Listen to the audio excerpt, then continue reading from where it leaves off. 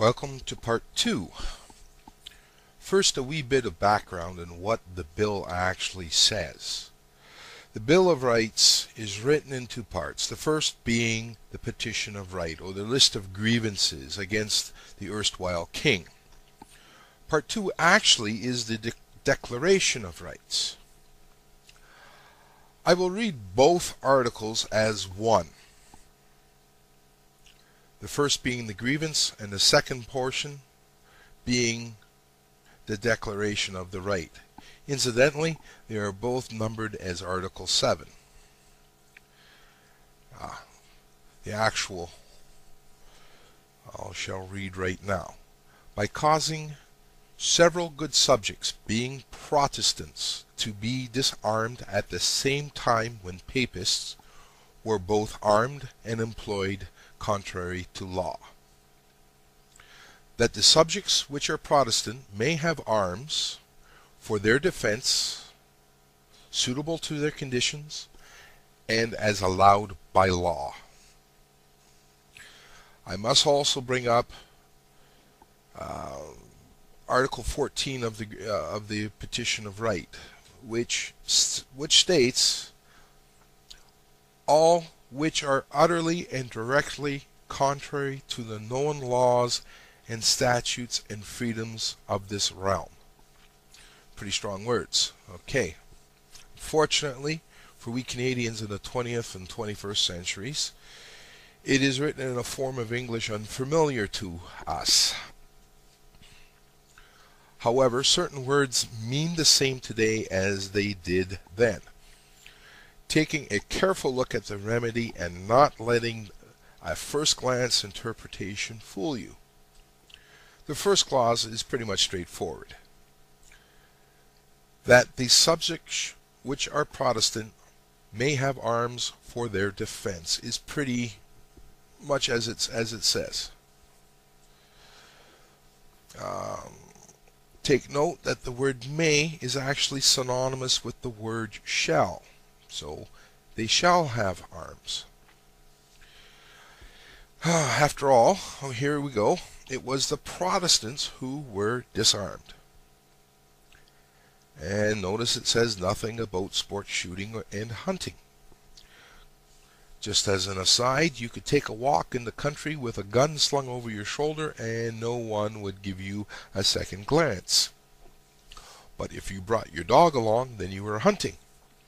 Even without a gun, walking your dog in the country, you were hunting, which were covered under different statutes, game laws.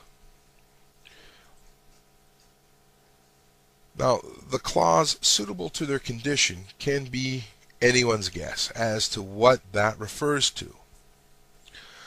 I happen to agree with the speculation that it is a reference to the ancient asses of arms. Now, which one? Again, there are two. The asses of arms 1181 and 1252. Which there were, basically the first one was a tax on arms. The second one stated that all citizens, burgesses, free tenants, villeins, and others from 15 to 60 years of age should be armed. One of the assizes also went so far as to actually outlaw the playing of sports on Sundays. But every subject was to practice archery. That was because an English longbowman was the weapon of shock and awe in his day. King Henry V defeated a much larger French army at Agincourt using the English longbowman as a means of whittling or evening out the odds.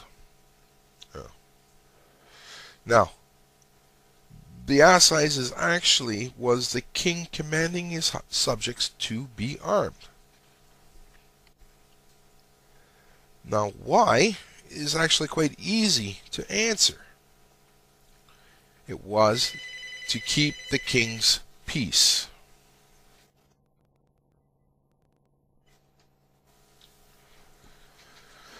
Now, the last clause, the final clause, is the most troublesome in the entire article. Now, I'll invite everybody who's listening to actually read it yourself and decide what this actually means. The clause, as allowed by law. Now, please give this a fair reading, and for some reason, our lawyers in fancy dress, those would be judges, have construed that to mean Parliament can control it. Really, where does that say that? I say context. Putting things in context. When that was drawn up, it was the Protestants that were disarmed contrary to the law.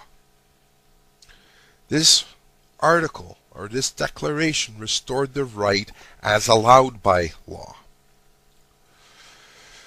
Putting it another way, the framers of the bill knew the difference between law and statute. Our judges are supposed to know the difference between law and statute as well. In fact, all of our lawyers are supposed to know the difference. The biggest difference between a law and a statute is the Crown has to give it the force and effect of law, as compared to the law, which under the common law system is actually judges discovering how things should be settled, or they literally didn't write the law, they discovered the law through the means of deducing what is traditional, what was customary, and from that they articulated, now this is important, they articulated custom and tradition to the case at hand, and by their decision created a case law, or it's what we call case law today. However, back then it literally joined custom and tradition to the law. So once a decision was made, it became the rule that everybody would base future decisions on of similar cases. Largely, law protects the individual. It protects their rights and it protects their property. That needed to be said.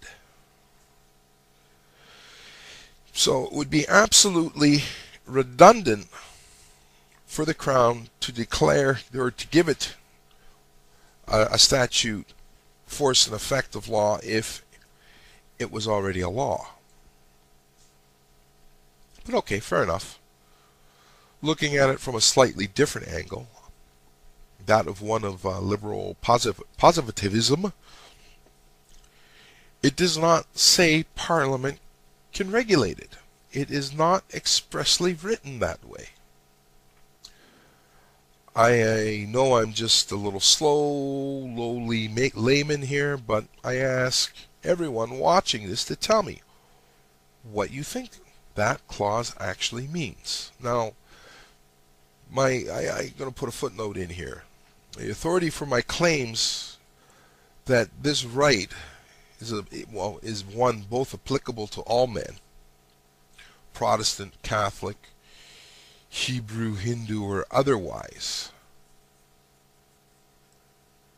comes from Commentaries on the Liberty of the Subject and the Laws of England relating to the Security of the Person, London 1877, at page 441. And of course, Sir William Blackstone's excellent Commentaries on the Laws of England. I will include those links to these in the low bar. Now, having established all this, that the English Bill of Rights is indeed part of our Constitution, it is quite clear that the entire Firearms Act and its criminal code amendments operate entirely contrary, and I quote, our lawyers in fancy dress in the Supreme Court, contrary to the supreme law of the land and the expressed will of the Canadian people. Now, I'm willing to give politicians a bit of a pass on this. While some are lawyers who ought to know better, many are not. Our judiciary, on the other hand, I'm not so quick to give them a pass on it. They are supposed to be the experts and the learned on the subject, and very learned on the subject. Get a little marble mouth some days. If they cannot apply the law and give it plain reading without inventing what the intent of the framers of the Bill of Rights was some 300 years ago, then how on earth can they expect us to obey and respect the law when they don't? This is Mr. Kilroy for the Freedom Pages saying adios till next time.